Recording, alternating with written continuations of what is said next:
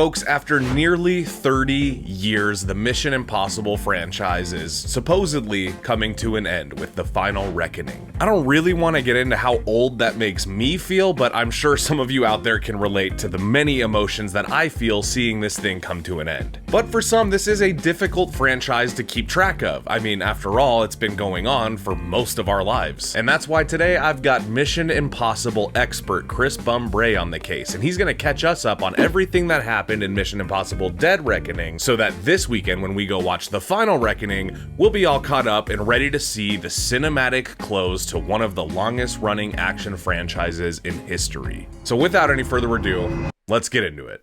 The release of Mission Impossible The Final Reckoning marks the culmination of perhaps the biggest undertaking of Tom Cruise's professional career.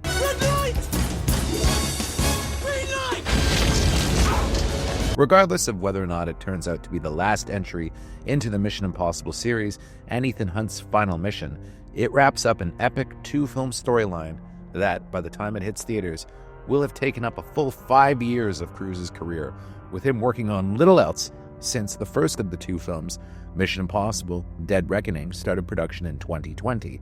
With so much riding on the movie, now is a good time to look back at that last film, which, despite the best efforts of everyone involved, failed to live up to expectations at the box office and puts the pressure on the sequel to overperform. I need you to trust me.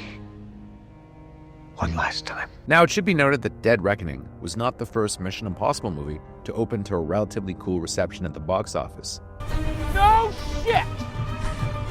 Back in the summer of 2006, Mission Impossible 3 was supposed to be the blockbuster hit of the year, but Cruise's stardom had taken a bad beating the year previously, thanks to some oddball press appearances which put the focus on his Scientology beliefs over the movies that he was promoting. We can talk like gentlemen. Indeed, the movie still ranks as the lowest grossing installment of the franchise, with only $134 million in domestic grosses, which failed to match the budget and was significantly less than the first 2 films he had made in the series. It kicked off perhaps the worst period of Cruise's career, with it followed by a rare slew of flops that included Night and Day, Valkyrie, and Lions for Lambs. You see, since A Few Good Men in 1993, Tom Cruise had had something pretty rare happen at the box office. I think I'm entitled. You want answers! I want the truth! You can't handle the truth! With the exception of Eyes Wide Shut and Magnolia, every movie that he appeared in made at least $100 million domestically. But Night and Day, Valkyrie, and Lions for Lambs, none of those managed to pass that mark. Way before. I know. Have you ever felt this way before? And for a while, it looked like Cruise's career as the golden boy of Hollywood was over.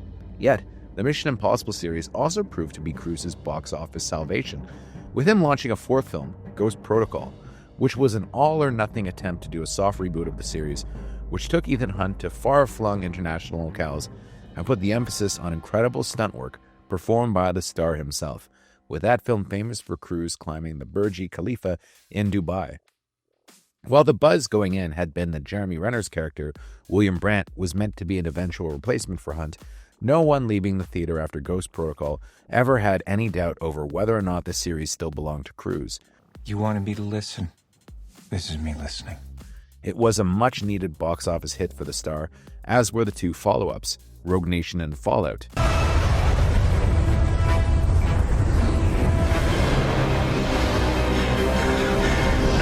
Which saw the directorial reins taken over by Christopher McQuarrie, and the envelope pushed even further in terms of action.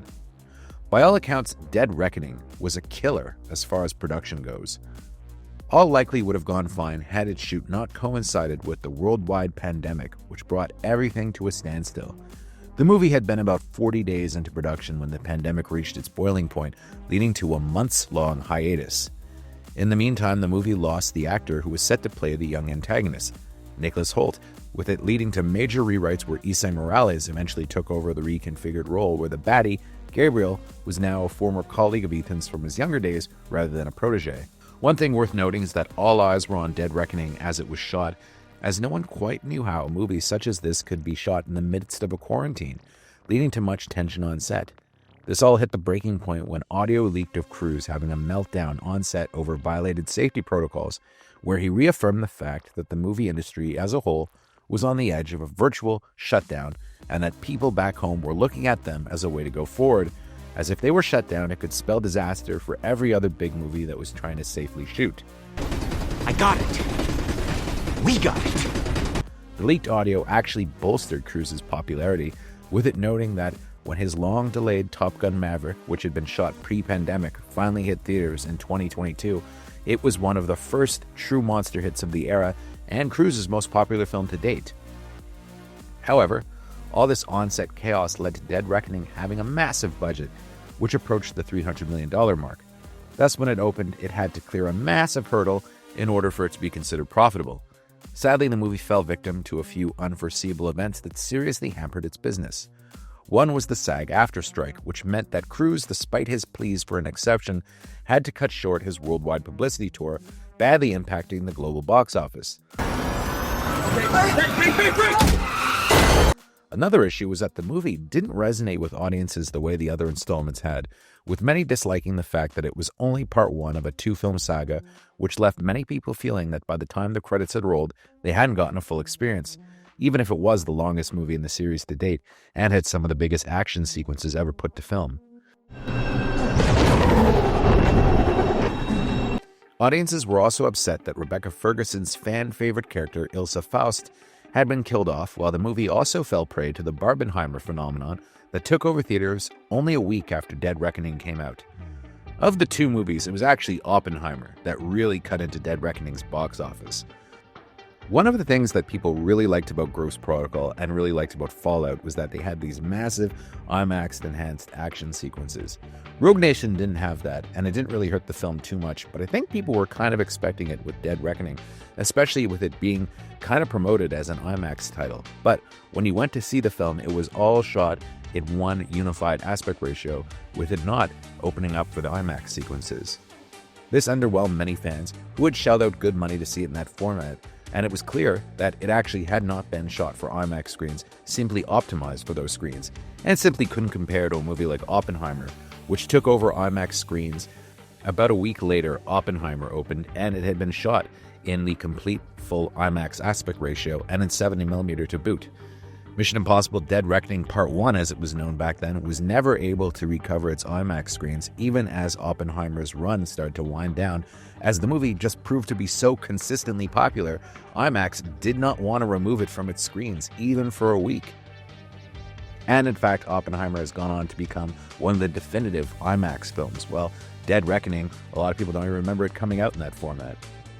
But rather than pull the plug on the last movie, the choice was made to abandon the idea to release the film as Dead Reckoning Part 2 the next summer, with Cruise and company voluntarily delaying the film a full year in order to reconfigure the movie into more of a standalone story, which is why it's now called The Final Reckoning. And it's also slated to have had action sequences that were shot in the full IMAX aspect ratio, with it one of the most anticipated movies to be releasing in that format this summer. As it stands, The Final Reckoning is much anticipated by fans of the series and of Cruise's. If it does mark the end of the series, one has to look at the entire saga as Cruise's magnum opus. Before we continue with our video, here's a reminder to click the Store tab on any of our Joe Blow channels and browse our collection of the latest and freshest designs in our merch store. Go get you some. And in fact, the 1-2 shooting of the Reckoning films has to be considered the most ambitious thing that he's ever done. Whether or not it pays off, at least financially, remains to be seen, but one must admire Cruise's dedication to his craft and the art of truly epic action movie making, such as this. There aren't a lot of movies that are done in the style of The Final Reckoning anymore, and that itself is something that one really has to give Tom Cruise proper credit for. He is the master of big screen spectacle, and hopefully this sends out Ethan Hunt, if it is indeed his final mission, on a grand note.